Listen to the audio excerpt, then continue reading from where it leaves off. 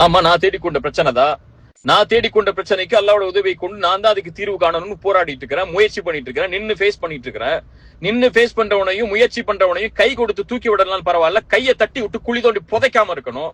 அந்த வழியை செஞ்சுட்டு எப்படி பாதிக்கப்பட்டவங்களுக்கு நீதி கிடைக்கும்னு நினைக்கிறீங்க? ஒருத்தனை முற்றிலுமா ஒழிச்சு விட்டுட்டு அவனை எழுந்துக்கவே செய்ய விடாம பண்ணிட்டு அவனுக்கு எந்த காசு பணமும் அவன் பக்கத்துல நெருங்க விடாம பண்ணிட்டு அவங்க மத்தவங்களுக்கு பாதிக்கப்பட்டவங்களுக்கு காசை கொடுக்கணும்னா எப்படி கொடுப்பான்? யாரு கொடுப்பா? எப்படி கொடுக்க முடியும்? நீதி நேர்மையா செயல்படுத்த விரும்புறவன கொஞ்சம் சரிக்கிட்டானா கை கொடுத்து மேல தூக்கி விடணும். அவனை முற்றிலுமா அழிக்கணும்னு நினைக்கக்கூடிய இந்த குணம் என்ன குணம்? என்ன உங்களுக்கு அப்படி என் மேல வைத்தறிச்சல்? உங்களுக்கு என்ன? உங்களுக்கு என் மேல பொறாம வந்துருச்சு? அப்படி என்ன? நீங்க ஒருத்தனை இப்படி ஒருத்தனை குழி தோண்டி புதைக்கணுங்கிற அளவுக்கு என்ன எண்ணம்? நான் உங்களுக்கு என்ன பண்ணிட்டேன்? அப்படி என்ன பண்ணிட்டேன் உங்களுக்கு? எவ்வளவு வன்மத்தை கக்குறீங்க? எல்லாரும் சொல்றாங்க உங்களுக்கு கீழேயே. ஏங்க அவரை போட்டு இழுத்து 2:30 மணிக்கு உட்காந்து கமெண்ட் எழுதிருக்கீங்க? அவரை பத்தி வைத்தறிச்சலா? என்ன உங்க மனசுல என்ன இருக்கு சொல்லுங்க? ஒருத்தர் அழியணும்னு இருக்கா? ஒருத்தர் சாவணும்னு இருக்கா? இல்ல செத்து போனா நிம்மதி அடைவீங்க? அன்னைக்கே கேட்டேன், ஒருத்தருடைய மௌத்து தான் உங்களுக்கு நிம்மதி கொடுக்குமா? என்ன செய்ய விரும்புறீங்க? ஒருத்தர் காசை வாங்கியிருக்கா, வியாபார தொடர்பு நடந்திருக்கு, கடன் வாங்கியிருக்கா, அந்த கடனை திருப்பி கொடுக்குறான், வியாபாரத்தை நஷ்டம் ஏற்பட்டுச்சா அதை எப்படி சரி கட்டி அந்த காசை கொடுக்கணும்னு முயற்சி பண்றான். அதை செய்யறதுக்கு வழியை கொடுங்க. அல்லது ஒரு தரப்பை மட்டும் கேக்குறீங்க, இன்னொரு தரப்பை கேட்க மாட்டேங்கிறீங்க. என் தரப்புல ஒரு வார்த்தை இந்த மாதிரி காசு கொடுக்குற சொன்னாங்களே, இவங்களுக்கு ஏதாவது கொடுத்துருக்கீங்களா? என்ன அடிப்படையில் வாங்கியிருக்கீங்க? எந்த அடிப்படையும் இல்லாம சும்மா வாய்க்கு அந்த மாதிரி உட்கார்ந்து எழுதிக்கிட்டும் வாய்க்கு அந்த மாதிரி மத்தவங்க சொல்றதை கேட்டுக்கிட்டு நீங்க செய்யக்கூடிய இந்த விதமும் எந்த அடிப்படையில் நியாயம்னு சொல்லி யார் வந்து நிப்பா? உங்க தரப்புல இருக்கக்கூடிய கேள்விகளை நான் கேட்டா நீங்க தாங்குவீங்களா? இவ்வளவு வருஷம் பொருளாதாரங்கிறீங்கல்ல, பொருளாதார குற்றச்சாட்டுங்கிறீங்கல்ல, எந்த அடிப்படையில் நடத்துறீங்க? சதக்கான கலெக்ட் பண்ற காசெல்லாம் எங்க நீங்க ஒண்ணு சேர்க்கிறீங்க? அதுல எப்படி நீங்க செலவழிக்கிறீங்க? இங்க அக்ரிமெண்ட் இருக்கு, வியாபாரம் கொடுக்கல் வாங்கலுக்கு இடையில 2 பேருக்கு இடையில பிரச்சனைகள் இருக்கு. அந்த இன்ஸ்டிடியூஷன் எப்படி நடத்துறீங்க? அத்தனை சதக்காவுடைய காசு எங்க போகுது?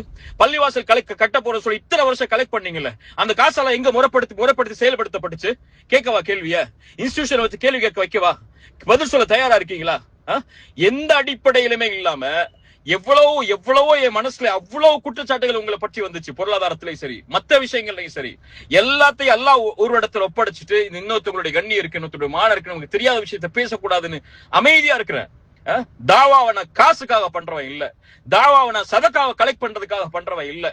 அழைப்பு பணியில் அல்லாஹ்வுடைய முகத்தை நாடி எந்தவித ஒரு பைசாவை கூட எதிர்பார்க்காம என்னுடைய சொந்த செலவுலையும் நான் சம்பாதிச்ச ஹலாலான வருமானத்திலையும் தாவாவை பண்ணிட்டு இருக்கிறேன். இப்படி இருக்கும் போது கூட உங்களுக்கு ஒருத்தன் வியாபாரத்துல கொடுக்கல் வாங்கல சறுக்கிறாங்கிற பட்சத்துல அவளை முற்றிலுமா அவளுடைய கண்ணியத்தை தரைமட்டமா ஆக்கணும்னு நினைக்கக்கூடிய இந்த குணம் யார் கற்றுக் கொடுத்த குணம்? இது உங்க மனசுல எப்ப ஆறப்போகுது? ஒருத்தருடைய மரணம் தான் ஆற வைக்குமா? நீங்க செய்த குற்றங்களை முதல்ல பாருங்க. உங்களை பத்தி வந்த அத்தனை குற்றச்சாட்டுகளை நான் இப்ப பேச ஆரம்பிச்சேன்னா நல்லா இருக்காது. அல்லாஹ்விடத்துல நீங்க தௌபா செய்யுங்க. நான் செய்யறேன். நான் அல்லாஹ் பயப்படணுமா? அல்லாஹ் பயப்பட வேண்டிய கடமை இருக்கு. நான் திருத்திக் கொள்ளணுமா? 1000 திருத்திக் கொள்ள வேண்டிய கடமை இருக்கு. குறைகள் இருக்கு, 1000 குறைகள் இருக்கு. நான் மீளணுமா? 1000 முறை அல்லாஹ்விடத்துல மீளவனும் இருக்கு. ஆனா ஃபலா துஸக்கு அன்ஃபுஸக்கும் அதை மட்டும் மனசுல வச்சுக்கோங்க. அல்லாஹ் ஒருவனுக்கு தான் தெரியும் அவனை யாரு பயப்படுறா, யார் எந்த பிரச்சனையில இருந்து மீள ஆசைப்படுறா, யார் அவனுடைய பாதையில மீண்டும் திரும்பி வர ஆசைப்படுறான்னு சொல்லி உங்களை திருத்திக் கொள்ளுங்க. நான் இவ்வளவு நாள் இவ்வளவு கண்ணியத்தோட இருந்தேன். ஆனா நீங்க இவ்வளவு கீழ்த்தரமா ஒரு மனிதனுடைய வாழ்க்கைய, ஒரு மனிதனுடைய குடும்பத்தை முற்றிலுமா தரைமட்டமா ஆக்கணுங்கிற எண்ணத்தை கொண்டு செயல்படுறீங்க தெரிஞ்சதுக்கு அப்புறம் இனிமே எப்படி அந்த கண்ணியத்தை உங்களுக்கு நான் கொடுக்க முடியும்னு எனக்கு தெரியும்.